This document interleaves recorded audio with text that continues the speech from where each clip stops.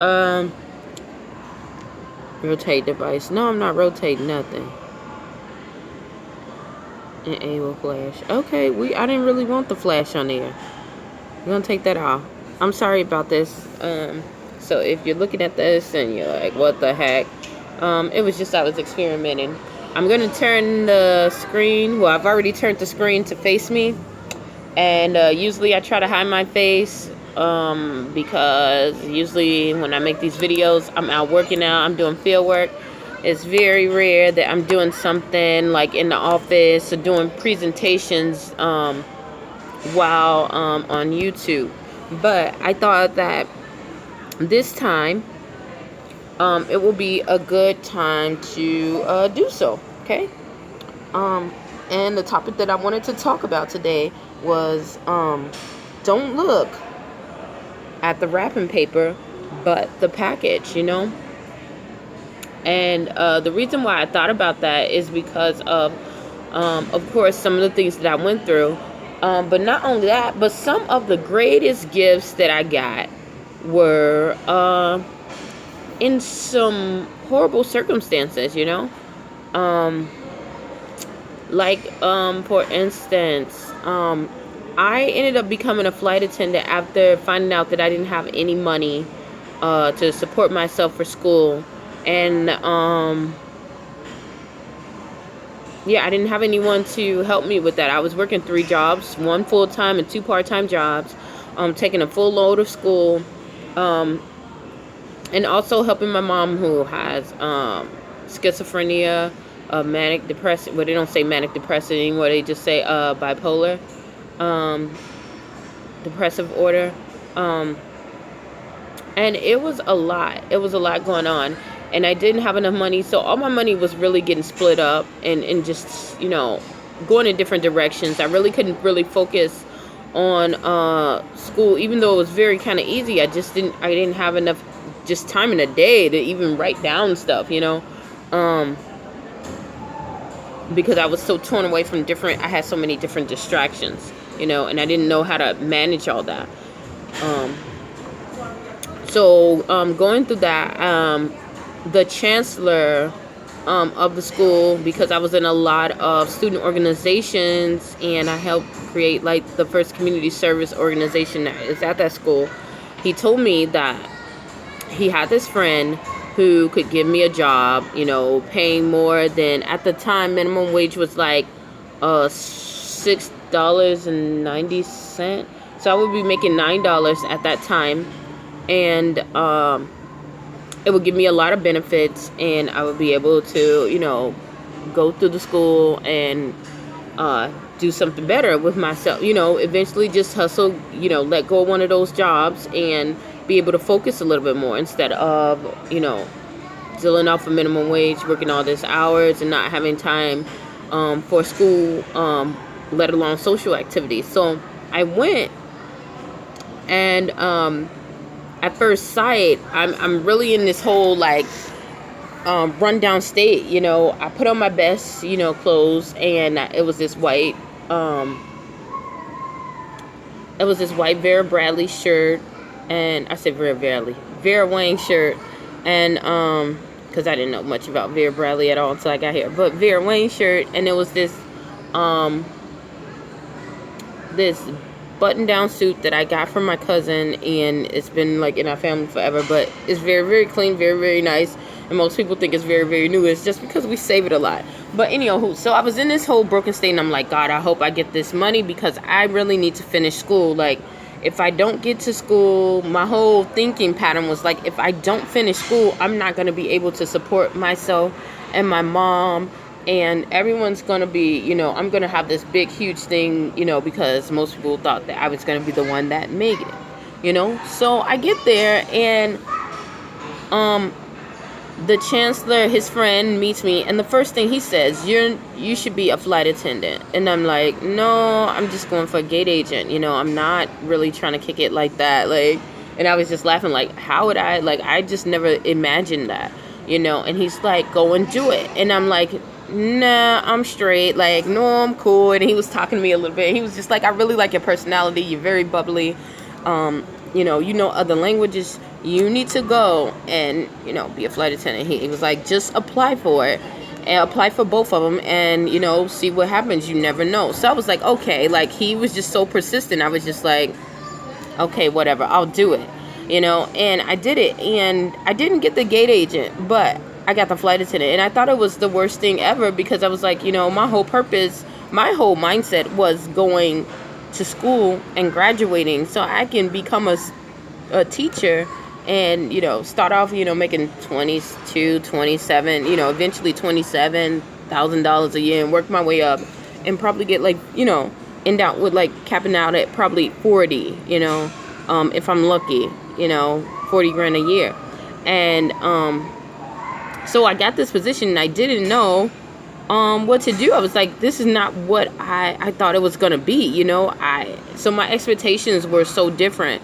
But what was behind that was that because I had that opportunity, it opened so many doors that I would have never got a chance to see if I would have been just a school teacher. And I believe that nothing happens on an accident at all, and so that's what I wanted to talk about. I wanted to talk about do not look and link to your own understanding about expectations, because God is really, really in control, and what you think might be, the best for you probably isn't, it probably isn't. And being able to let go and seeing the true thing about it. Now, when I was coming, and I kid you not, every single obstacle that I go through, every conflict that I go through, that I have, I learned if I go straight through it and I deal with the issues and I just keep going and I just keep going,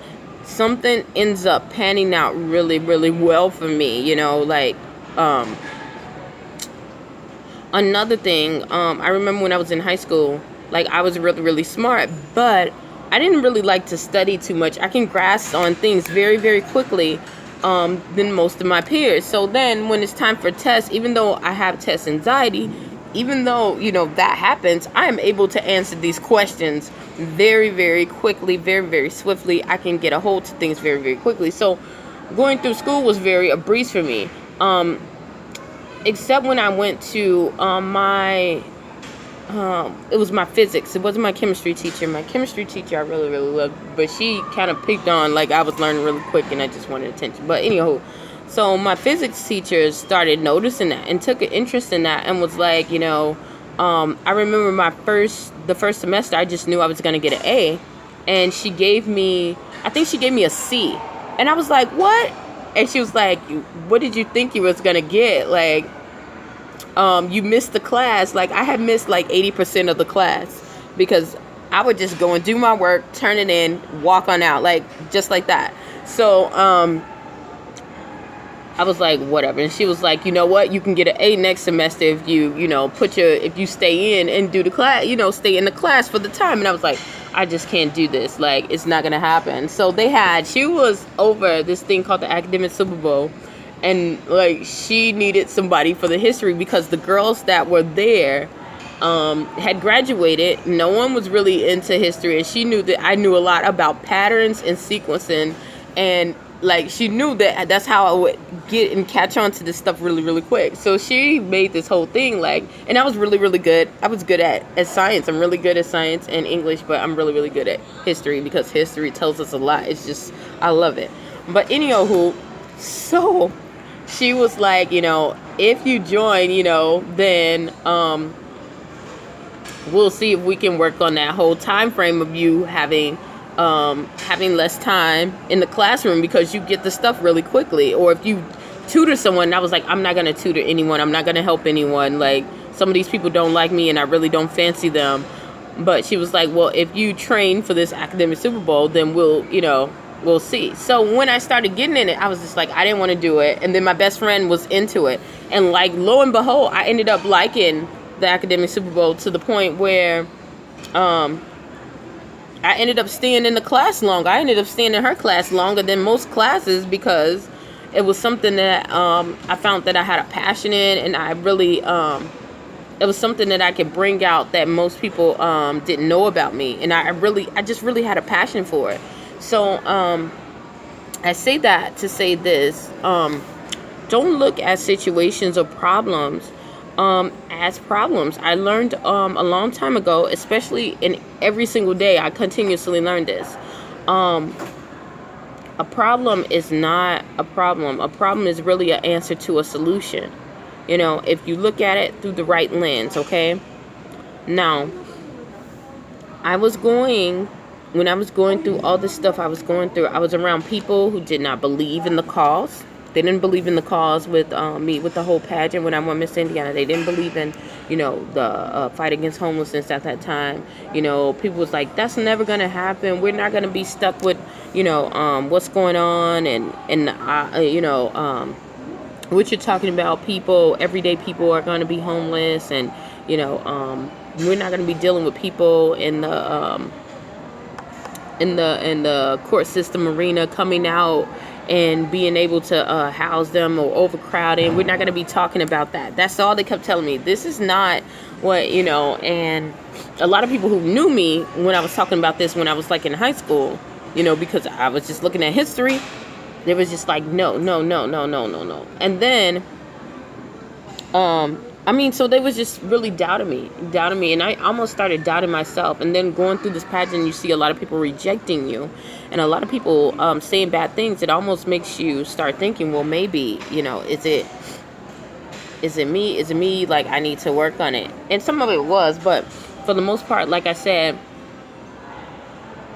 it made me start thinking, well, if I am the problem, then where is the solution? I need to find the solution. I need to tap into it.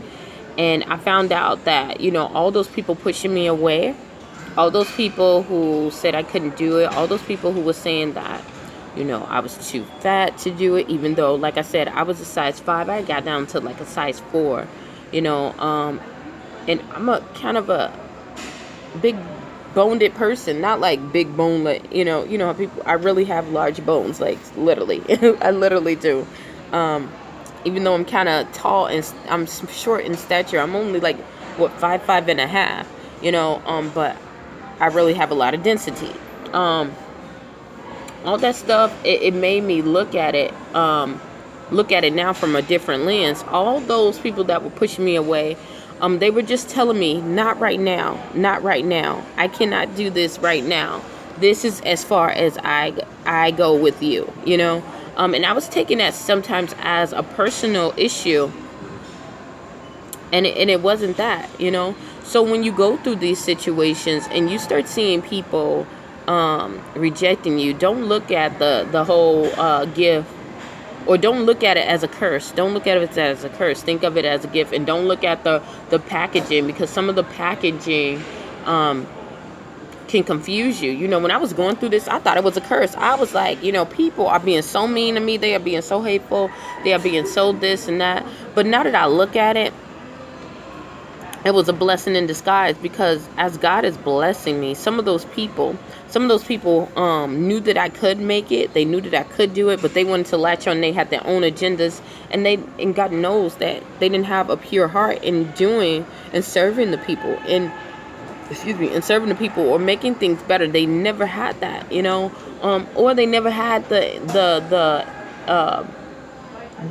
motive that you could do it. Some people believed in the cause, but they don't believe that you were in there, because they have you as, you can only go this far. They have a limitation on you. So, and God was really pulling me away from those people. So, when you start looking at these situations, like I said, say for instance, you want to lose weight. I had that too. A lot of people, you can't do that. You can't do that. I ended up doing that. I ended up being a fitness instructor. I would have never done that. I would have never done that had I went through this whole situation. I do voiceovers on my own time.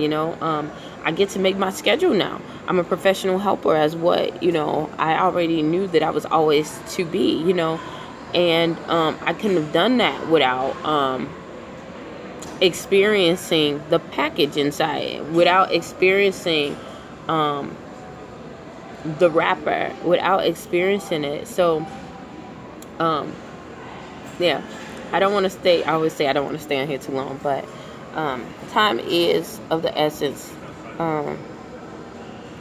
When people say no to you, or they reject you, or they're saying it can be done. Just don't take it personal.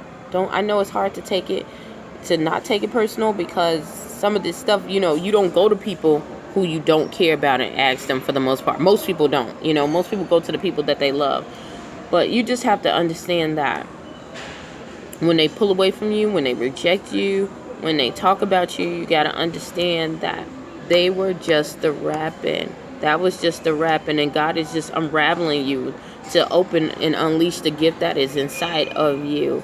And that wrapping paper is just supposed to do one thing. It's just to cover and hide the good. And I'll tell you about the wrapping too. Another thing about the wrapping really helped me, because some of those people, like I said, who didn't have good intentions for me, they thought that I was just dull and worn out and just some old ugly person. When I went through my whole situation, and I was going through homelessness, and I was going through all this, people kept saying how I looked. I looked like, oh, she had to be some kind of drug addict, or she looks really nice to be homeless. She dressed too nice. She keep herself well together, so she must be a prostitute,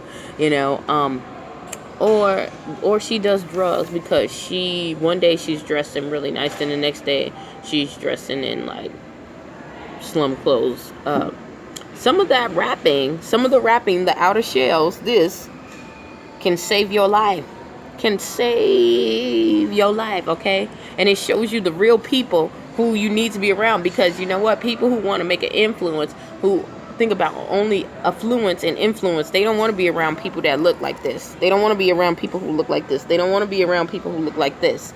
They don't want to be around people who look like this. So that's the blessing in disguise. That wrapping paper is supposed to do something. It does what it does. Cover, but and protect. Not only cover, but protects the inside of that coat. Because if they would have saw, listen, if some of these people, these warlocks, wizards, sorcerers, all these people would have saw what I was going to become or what I was going to be, they could have knocked me out like that. But God has a way. God has a really good way of covering you. When you're covered, it's a beautiful thing. Because then you can when it's time for you to be open, people can experience the glorification of it. So yeah, don't worry about people. People gonna talk, they gonna do whatever, situations gonna come, they gonna look bad, but you gotta understand you the solution, and God is just using that, with all those things, to shed off all that wrapping paper, so He can see, so the world can see the creation that He has made you to be. Yeah, so that's why I wanted to turn around and have it on this part, because I ain't really dressed up, and I'm hardly ever dressed up, and it's a time and a place for that. I will start showing some more pictures of me being slayed, okay? Because yeah, I get kind of crazy emails, and definitely people leave comments down at the box. You don't have to always email me, but either way, thank you for tuning in. Hopefully something I said or done will help you on your journey, and stay tuned to Journey to Jerusalem, and definitely remember that